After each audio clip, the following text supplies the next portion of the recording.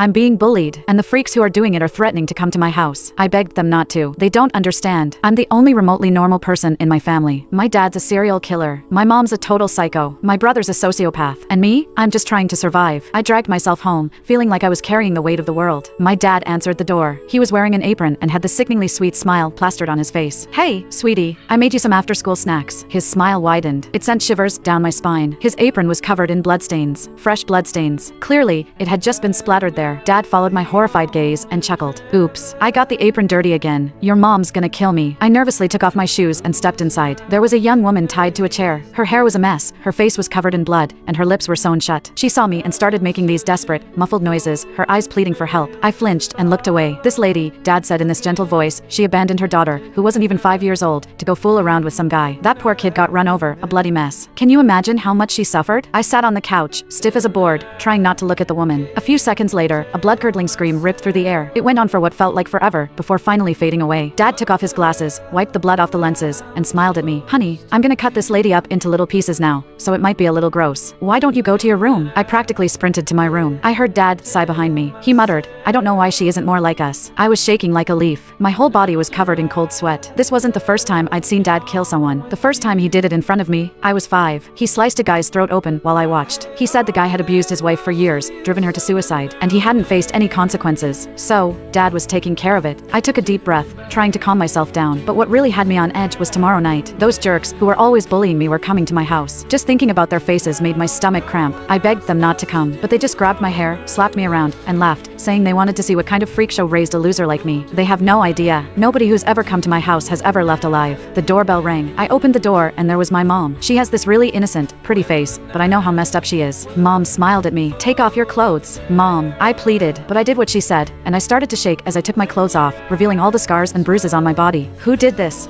Her smile got wider. I knew she was furious. When she gets angry, she does terrible things. When I was 5, some kid in kindergarten pulled a chunk of my hair out. The next day, he disappeared. The news said he accidentally fell from the roof, but I knew that the candy he was clutching in his hand when he died was the kind Mom always bought for me. In elementary school, my teacher thought I was from a poor family and was always making snide remarks about me. Even though I did chores with the other kids, she always gave me the dirtiest, hardest jobs. She laughed when I tripped carrying a heavy bucket of water in the bathroom. I didn't tell my family. I hated the teacher, but I didn't want my family doing something bad. But Mom found out. Soon after, I heard on the news that the teacher had died. She was jumped and assaulted by some gang members while she was walking home at night. Her arms and legs were broken. When I saw the pictures of those guys, my blood ran cold. I'd seen Mom talking and laughing with them near our house. Mom's cold fingers traced one of my bruises. I snapped back to reality and shivered. Mom sighed softly. Sometimes I really wonder if you're my kid. I stared at her, not saying a word. I knew I wasn't her real kid. I've always been a softie, and I cry way too easily. I remember when my cat got out when I opened the door. When we found it, it had been tortured. One of its legs had been sawed off, and one of its eyes had been gouged out. I was sobbing. My brother saw me. He said, "You don't want it to suffer anymore, do you?" I nodded through my tears. The next second, he snapped the cat's neck. I heard the bone break, but I remember, he was smirking. Later, Dad checked the security cameras and saw that 2 boys in the neighborhood were the ones who hurt the cat. We went to their parents. They just brushed it off. It's just a stray cat. How much do we owe you? Call the police? Don't be ridiculous. Our kids are only 14 years old, and honestly, it's your fault the cat got out. I haven't even said your cat scared my children. One of the boys peeked out from behind his mom, smirking. Mom, that cat scratched us first. You hear that? I haven't asked for any money yet, and now you're here. Who knows if your cat had rabies? The mom scoffed. I was so angry. Tears were streaming down my face. I saw them on the security camera. They stepped on the cat's tail. That's why it scratched them. The boy said, "It was an accident. That cat scratches people. It should be killed." I ran up to argue with him, but his mom shoved me to the ground. My brother helped me up.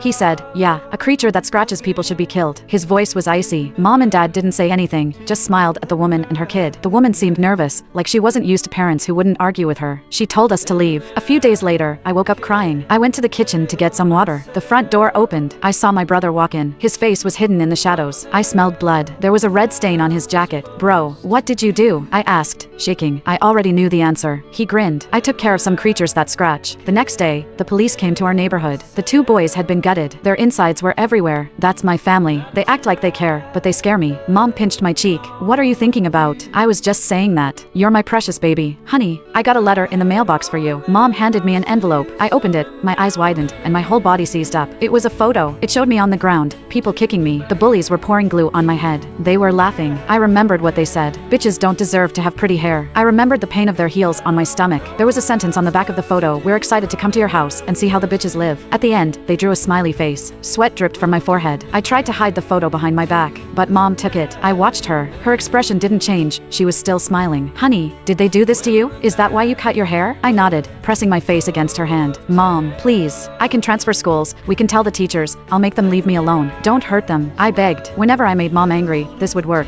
Mom laughed. Her dark eyes stared at me. Honey, I like when you beg, but it won't work this time. I told you, we have to be nice to our guests. We can't turn them away. Mom touched my face and whispered, we're gonna give them an unforgettable night. My body went cold. That night, I had a nightmare. I was 8 years old again. I was standing barefoot in the living room. It was dark. My parents' door was open a crack. Light seeped out. I heard them talking. I walked over. I don't know if we did the right thing bringing her home. Do you regret it? Not regret, but this kid. If we don't want her anymore, we can get rid of her. There's more than one body in the garden. I felt cold. I was trapped in hell. The room went quiet. My parents slowly opened the door. They stared at me. Kids who eavesdrop are bad.